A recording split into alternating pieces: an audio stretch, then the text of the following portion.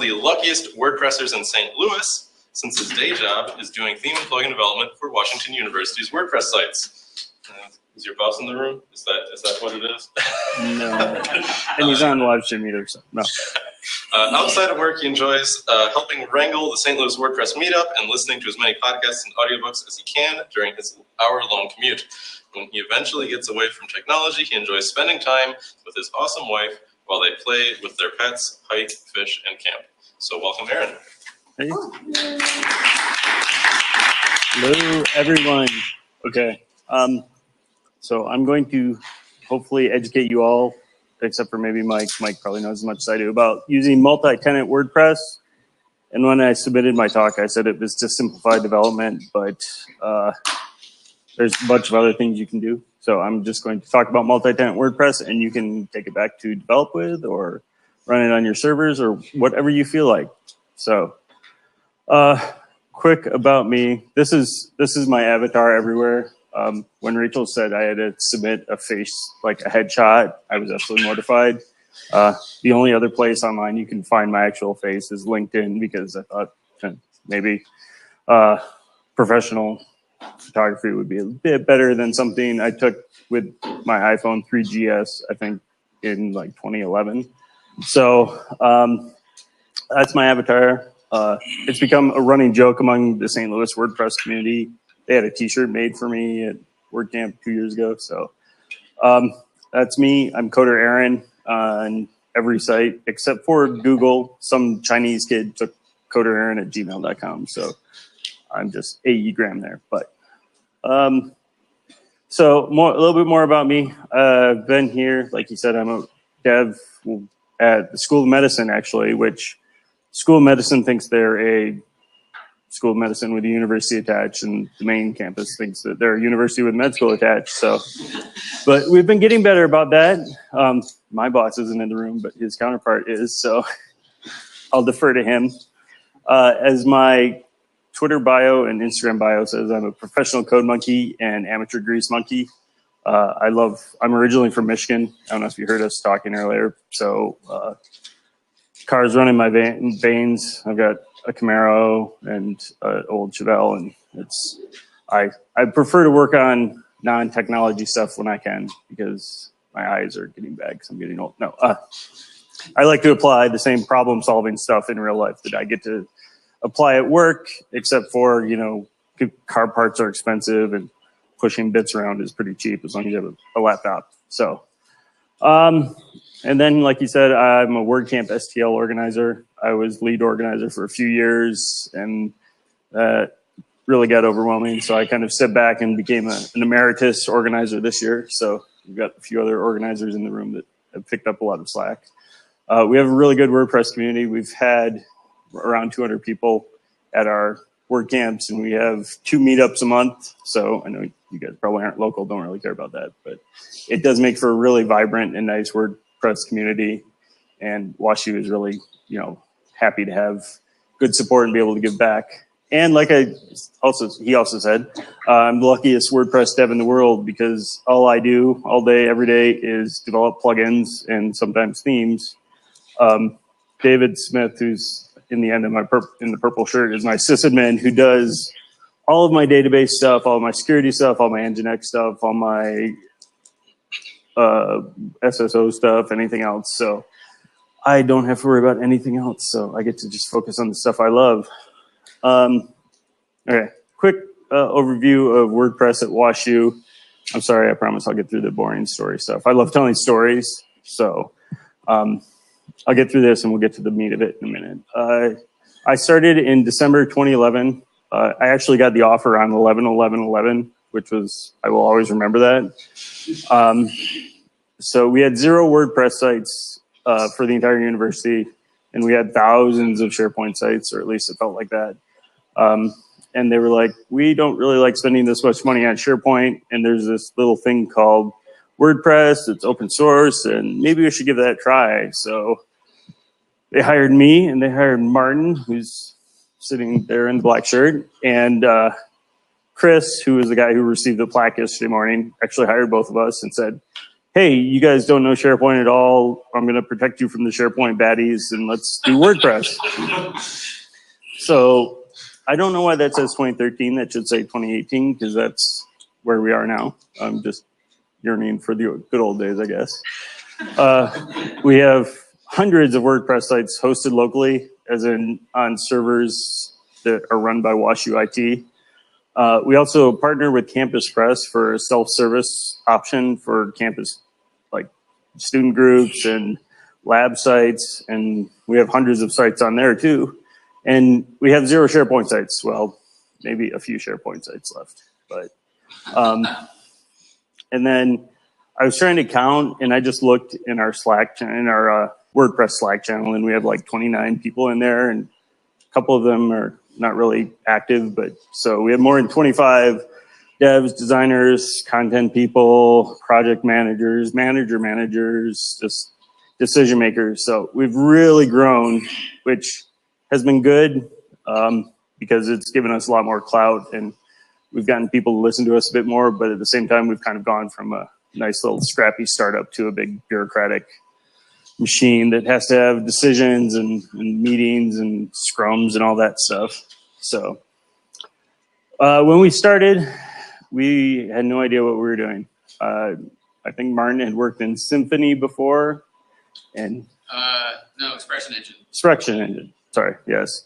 And I had pretty much done just straight raw PHP coding. So in fact, my first WordPress theme was I just put everything in index.php, and I was like, why isn't this working? And I was like, oh, I have to rename my style sheet style.css.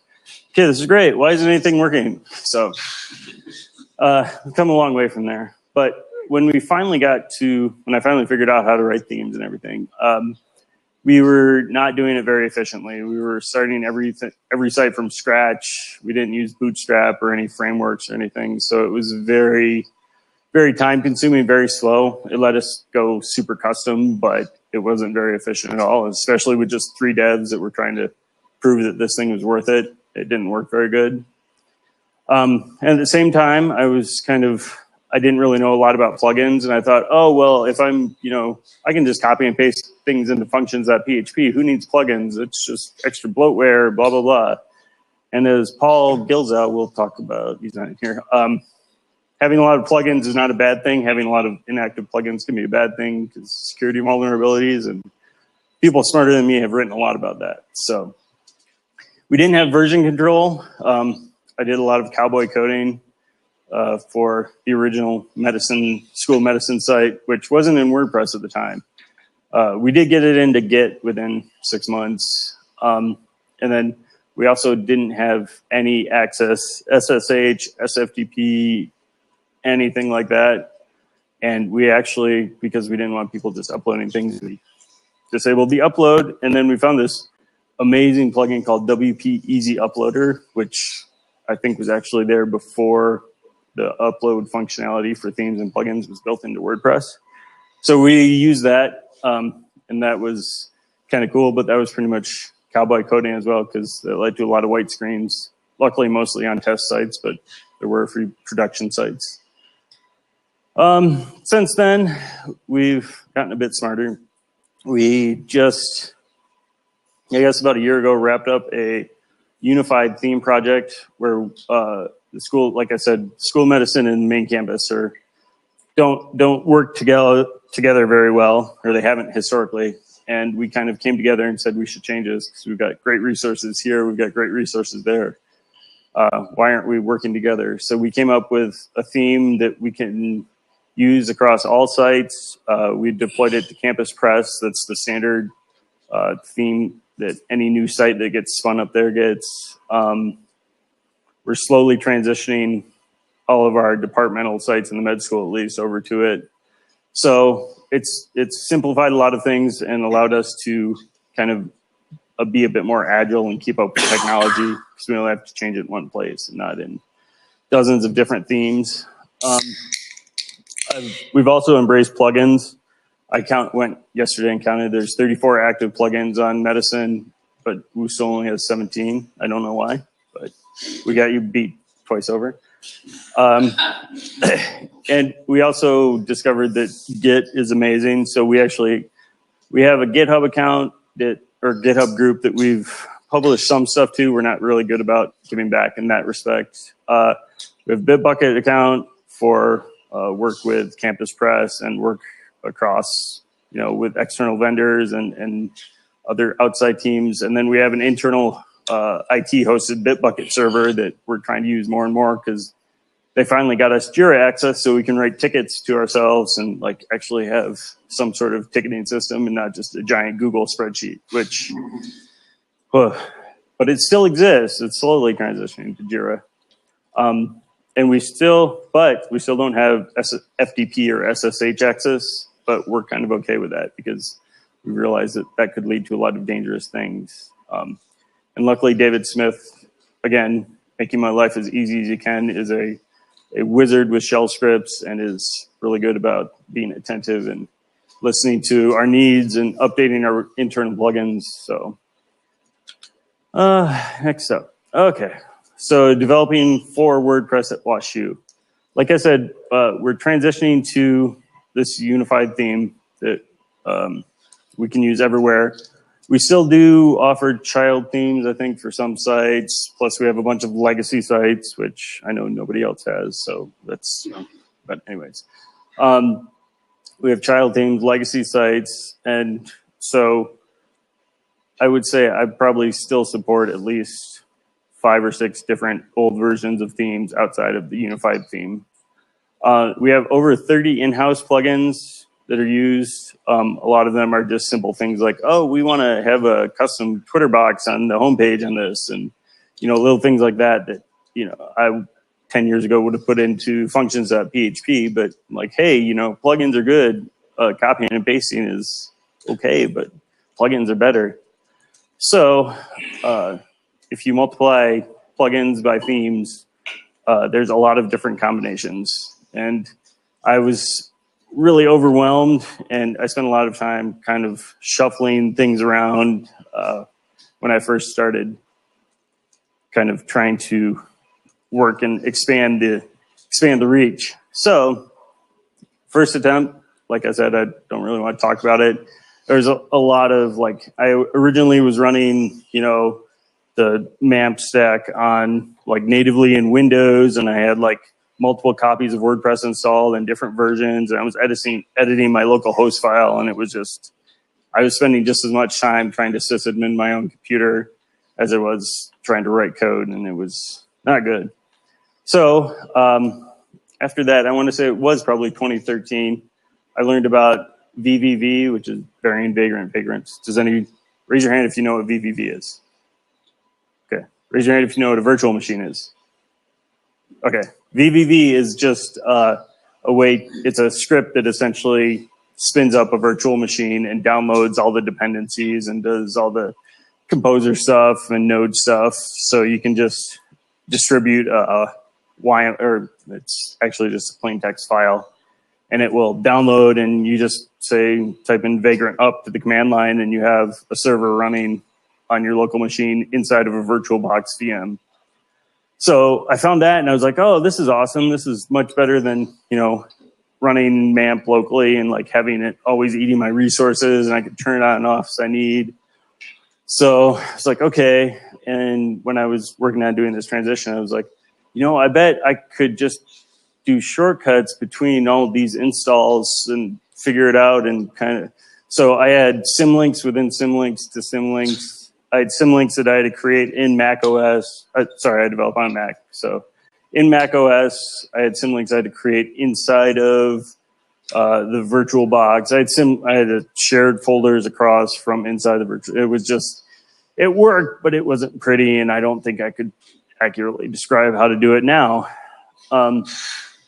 So fast forward to, let's see, that would have been 2016. I went to the first WPCampus, which I'll talk about in a minute, and I discovered multi-tenant, and that has made my life a million times easier because I just have one set of plugin files, one set of theme files, one set of core files, and I edit it there, and it gets all my sites pulled from the same directory. So first, the story. Again, as we were talking about earlier, my parents moved to Bradenton, Florida in 2015.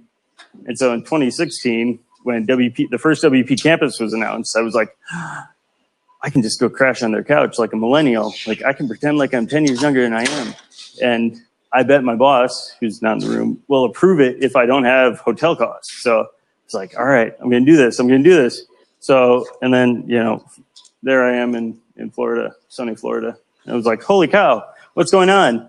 But it was great. I met Rachel, I met Brian, I met Sean, I met a bunch of other people that are really awesome. And I'm really glad I went. So then I went to Cliff Seal's talk. Oh, wait, oh, yeah, okay. Well, first off, that led me to multi-tenant, which, as Mike said yesterday, is a software architecture in which a single instance of a software runs on a server and serves multiple tenants, which I know for a fact is like the first sentence of the Wikipedia article. Exactly. So, credit to credit where credit is due. So, multi-tenant software has been around since the 60s or 70s, I believe. It started on mainframes, and you can Google, you know how to read Wikipedia. We're not here to talk about Wikipedia articles. So here I was at WPCampus, and this is one of the first things I thought, like, wait a minute, we've got multi-site, why do I need to do this? And it's like, whoa, wait a minute, this isn't the same, this is better. And I think that's Mike there. It's me and Roy. Yeah, I was trying to take a picture of Roy for Hi Roy, and then I realized as I was going through, I caught Mike in there. So it is not multi-site. As Cliff's slide says, multiple databases, less hiccups. Really, it comes down to when you have a multi-tenant WordPress install, you only have two real things. You have a WP config file for a site, and you have an uploads folder. That's literally all you need. Everything else lives in core. So you can configure WP config. You can do all the WP config changes or setups that you would do for any other site. If you want to have multiple databases, you can have it pointing to multiple databases. You can have it in a single database. You can have it in a single database with different prefixes. Whereas with multi-site, it's always like WP _1 _ WP something for the database, something like that. So if you use this in a production environment, you can have it, connecting to different servers, to different databases and whatnot. So I like that for at least, I think I show it later on. Another perk of that is that I'm actually running 4 different sites, 2 with one theme, 2 with another theme, and each of the themes are running 2 different versions of plugins because I'm working on a major plugin rewrite, but I have them all pointing to the exact same database with the exact same data. So I might be able to do that with multi-site, but I'm not sure. And it was like literally just changing the WP config files for multi-tenant. So yeah, that's everything from that slide, I believe. If you have any questions, feel free to stop me because I talk really quick when I present and get nervous like I'm starting to. So feel free to stop me. Quick note, I was struggling to find out what you're supposed to call the main install of WordPress, so I just named it Landlord. So from now on, if I talk about Landlord, that just means that is the main WordPress install, not one of the tenants. So what allowed multi-tenant to exist in WordPress? In April 2014, WordPress 3.9 introduced symlinking for plugins. And I had a link to the blog post about it, but I was like, why would I put a link in PowerPoint? Because you guys aren't going to click on it. So you can just Google WordPress 3.9 and it's in the release notes. And there's a great article by whoever the lead dev was for that release. Before that, there was a lot of articles going all the way back to like 2012, I think, on how to do it or do something like it. But it was a lot of hacking core and doing weird things. So to steal from Mike, I think that's right. Was that? Yeah. Yes. Don't be the rogue. Nobody likes the rogue. Don't hack core. Or I love Roy's thing about asking him about Josh, and Josh has said to ask him about Roy. So I'm sad that neither of them are here, but you know, their loss. Hi, Roy, if you're listening. And I just, because clip art is cool, I thought I'd make this quick little, this is how you can set it up. One of the advantage. So here's the landlord with the tenant or the tenant files and sites underneath. And so you can have, you just have the symlinks back to the core files, and then you can have databases willy-nilly, whichever way you want. So just a handy dandy reference if you need it. And I was having fun with clip art. So there you go. Okay, confused. Does anybody follow me? Anybody know what I'm talking about? Okay. And that's where I spent my lunch both days in Sarasota. So I apologize for a lack of hammocks on campus and for the insane heat. I think Jeremy posted yesterday, it felt like 111 when we got out. So, oops. All right. So let's talk about how-tos, because Cliff was great about describing it, and probably better than I am actually. But he maybe gave us like 60% of the code we needed to actually run it. So when I actually went home back to work and was like, Brian's my boss. I'm gonna take a week and do this cool thing, and we're gonna be able to save money and time and resources. And he's like, okay. And it literally took me a week to do, you know, what I can do now in a few minutes. So if you want to go use VVV, which like I said is what I do, all you have to do is literally this. Like, it's super easy. Download VVV. Has vagrants.org has instructions on installing VVV and Vagrant and all of that, and it's really super simple, super easy. Yeah, the team is very active. They're pushing updates all the time. So if you want to do that and go my route, all you have to do is create a file named vvv-custom.yml and put this info in here. This is the important part, the repo. That's the repo I made that has all of the config and the scripts that will do a bunch of cool things to make multi-tenant work. So, oh yeah, but that's no fun if you only have one site, because then it's just like a normal site. So you have, you know, one set of core files for one site. So you can do things like this, where you have two sites and just make sure they both point to that. Or you can do, you know, 99 sites and it will just work. It'll download core once and it will create all the symlinks and do everything else you need. Another note, I don't know if I talk about it later, but I know we're not supposed to use .dev anymore, but I actually spent about 3 weeks going through the pain of figuring out how to self-sign certificates and automate it within the scripting. So it works great. There's documentation on the repo, thanks to Zach, my coworker, in the Orange Star Wars t-shirt, on how to add the main signing key to your certificate. I'm not good with security. I don't know the terms. The root certificate. The root certificate to your Windows or Mac OS install. So HTTPS works great. And I know VVV has been doing a lot of work of getting HTTPS as default there too.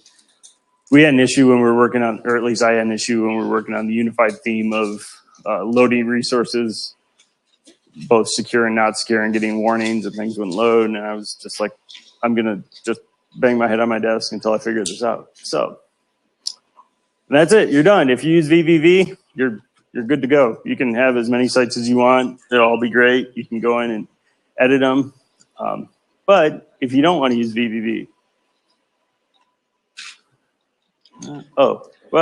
okay. So here's a quick overview of what that did.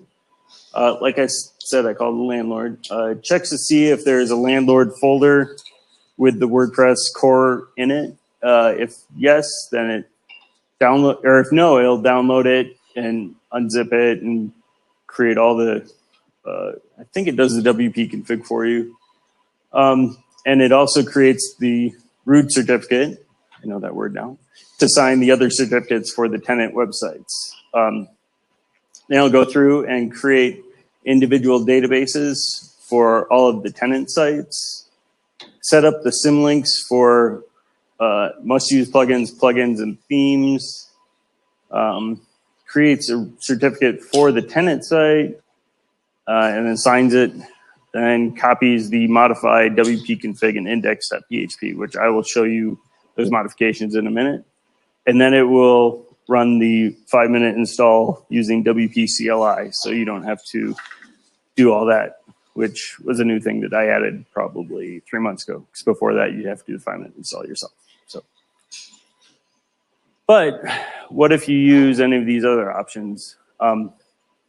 Which is fine. I've actually started playing with Lando a bit, which led me to Docker, and now I'm very muddled in that and trying to figure out how much time I want to spend working on my tools versus actually doing the work that I'm supposed to be doing. So we all know how that goes. And really, just you can just use VVV. I've been working on it for like 3 years. But anyways, so here's how to do it. I will walk through it and try and explain. Please ask questions. And these slides will be up. And I also this morning created a GitHub repo with a single tenant set of files and modifications and push it up to my GitHub repos. So you can look at that as kind of an example. I didn't do any of the Nginx or security certificates or anything. So unfortunately, you'll be on your own for that. But hopefully, if you figure it out, you can feel free to submit pull requests and give back and let me know. So manually, how to do multi-tenant. So download the WordPress core files. You can use WP CLI. You can download them and unzip them, whatever. And you don't need to place them in a place where your server can access them. Am I correct, Mike? I can have them outside of... Yeah. Yeah. You don't have to have them on the server. Yeah. So there you go. You could have them located on a different server even. The only thing you need to do in there is modify the WP config to say require server document.wp config, which basically all that does is say, don't load me, go to the tenant and load the WP config from the tenant. If you want to use WP CLI with this install, which it took me a very long time to do, and I had to run WP CLI from source and debug, add these lines, these 3-4 lines. Make sure it's very odd because WP CLI does some parsing to see that the require once WP settings line is in there. It doesn't check to see if it's commented out. It just starts to see it's there. So it's like, oh, hey, look, it passes. I don't care that I'm not loading that. And then setting the, I say path to landlord, I mean, replace it to wherever you are on the server locally. So, yeah. So that's the modifications you make to the WP config in the landlord folder, and you only need to do those if you want to run WP CLI.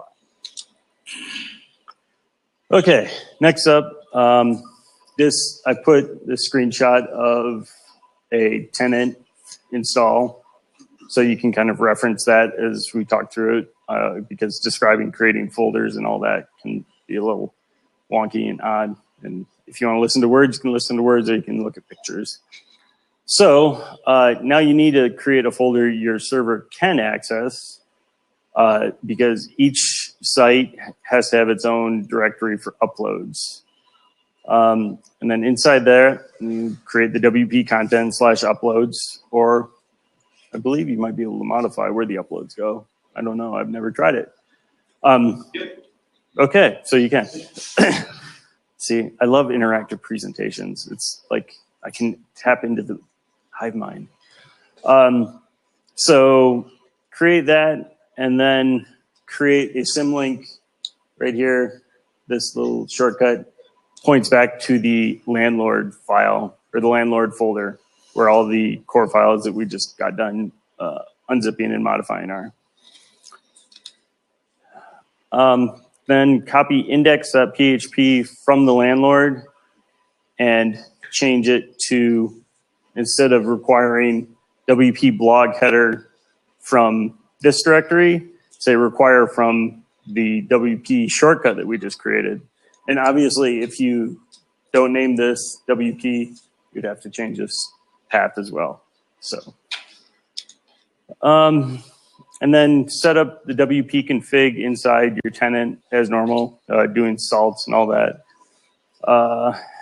And then you have to add these 4 lines. These are like the magic 4 lines to your tenant's WP config.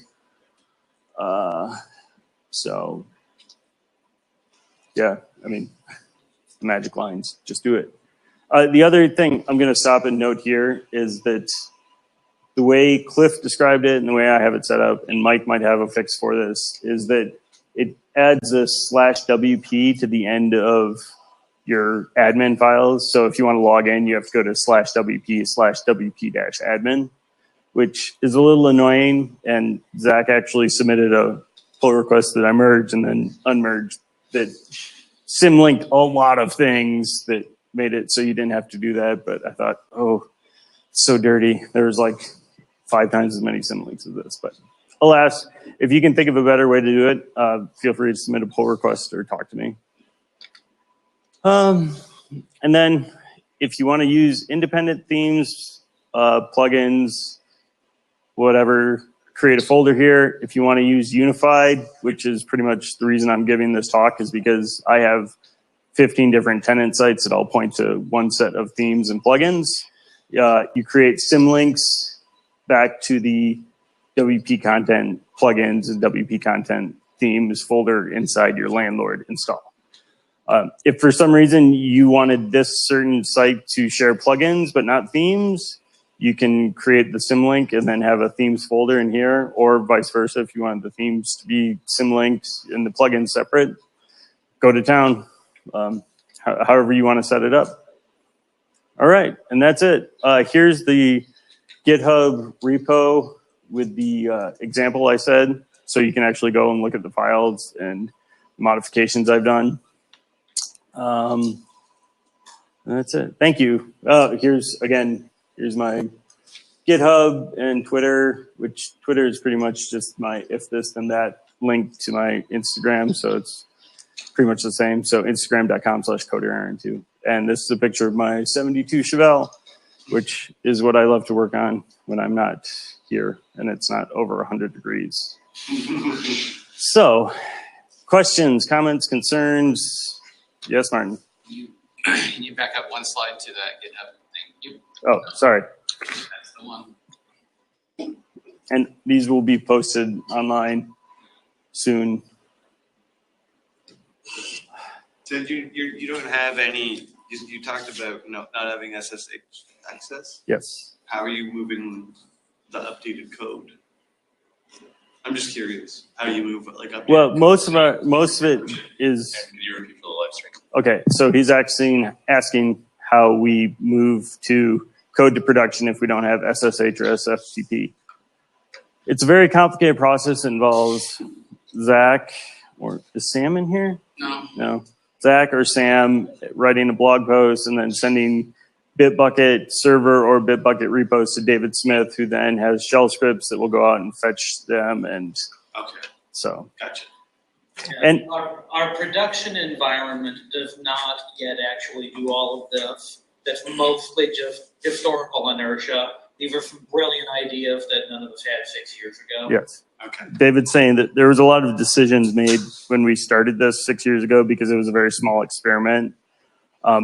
Like the example that we didn't. So this all again, I didn't do a multi-site install for doing this because at the time we were like, I don't know how much multi-site can support and concurrent blah blah blah. And then we found out our shibboleth integration didn't support multi-site at the time.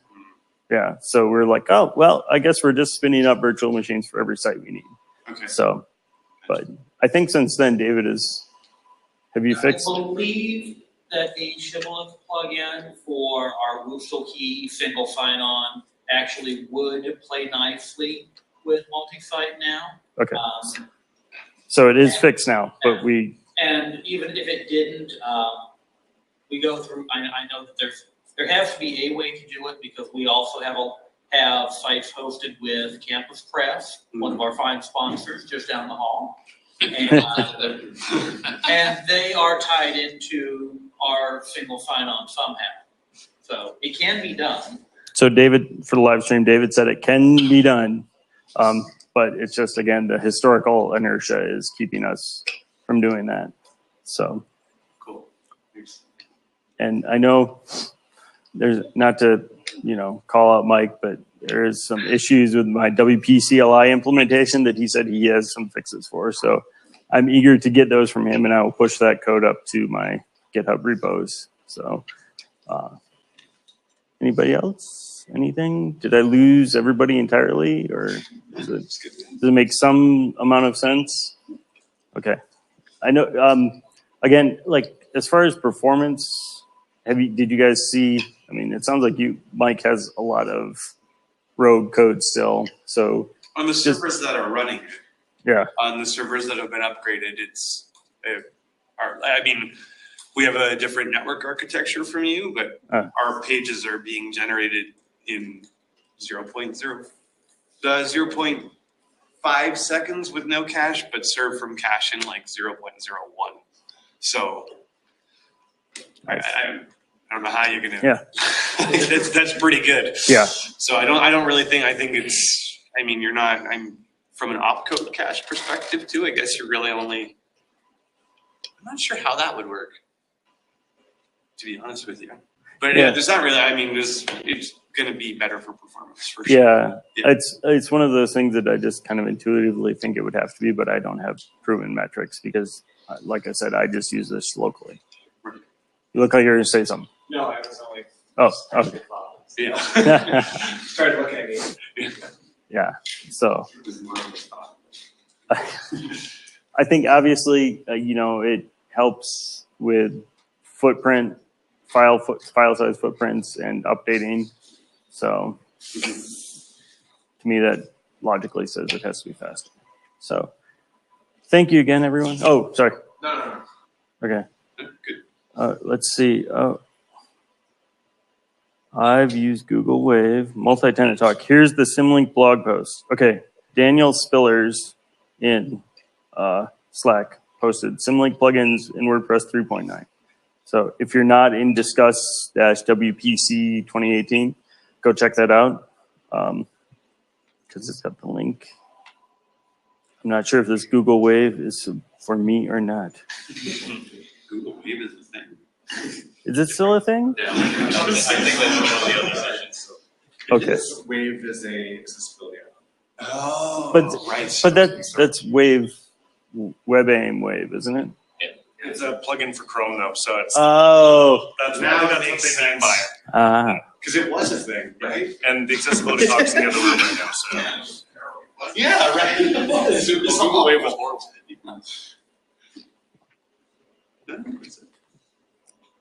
Well, thanks again. Thank you for coming to St. Louis. Hopefully it's been okay to you. So.